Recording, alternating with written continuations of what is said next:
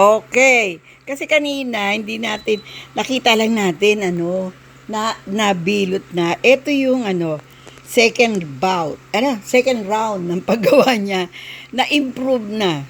O, ito, ang paglalagay ng itlog, medyo magastos to, kasi bawat isang empanada, isang itlog, omega 3 pa tong nilagay ng anak ko. Tignan mo ang yoko, yan.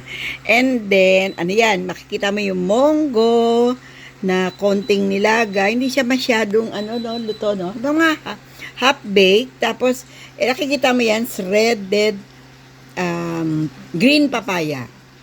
Ang nabili namin ay sweet green papaya.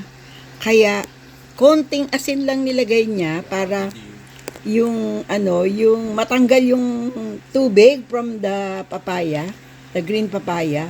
Ay, sus Mariosep, ang dami pa rin lumabas na tubig.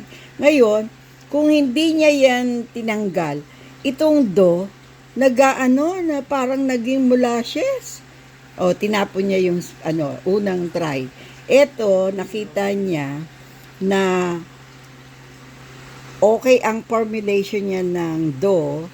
Ang nakabasa sa dough ay yung, yung tubig coming from papaya. So, ito, niya, natanggal niya ang tubig. Tignan mo, kanina pa ako daldal ng daldal, buo pa rin. O, sige. Ito yung kasi yung isang napanood namin, hindi sinabi na tatanggalin mo yung yung water from papaya. Kaya namasa. Ito talagang sabi namin na naisip ng anak ko at kaya ang dahilan. So ngayon alam niya na, remove the water from papaya, green papaya, bago i-mix yung iba pang mixture.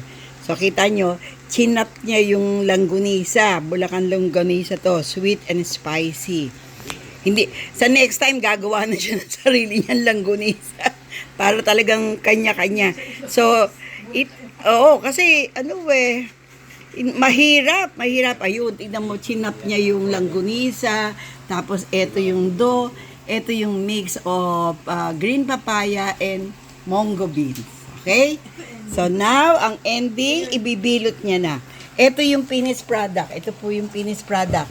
May request after na i-paste ng anak ko sa, pinost niya sa kanyang FB, nakita ng anak ko, ang lalaki, may order agad.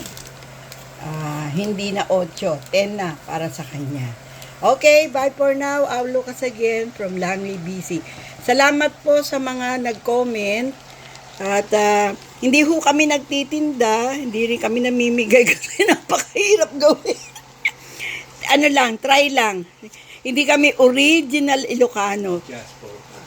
Just for fun, no bashing. Salamat po. Thank you for watching. I'll look us again from Langley, BC.